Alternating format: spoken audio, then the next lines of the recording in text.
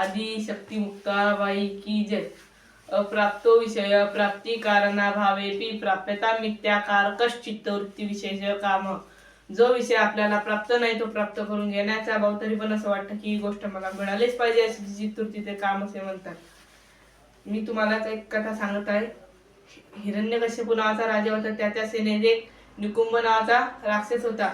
त्याला 2 मुलं होते, सुंद व उपसुंद।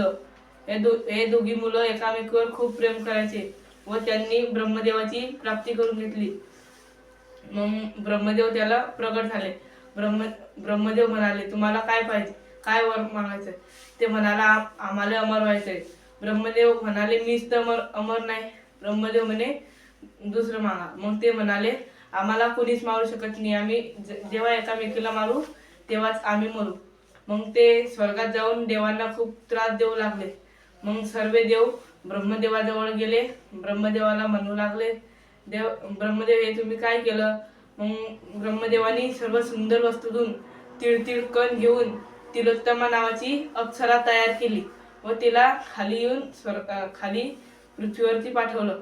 मग ती सुंद आणि उपसुंदला दिसली व सुंदनी उजवा हात पकडला व उपसुंदनी डावा पकडला।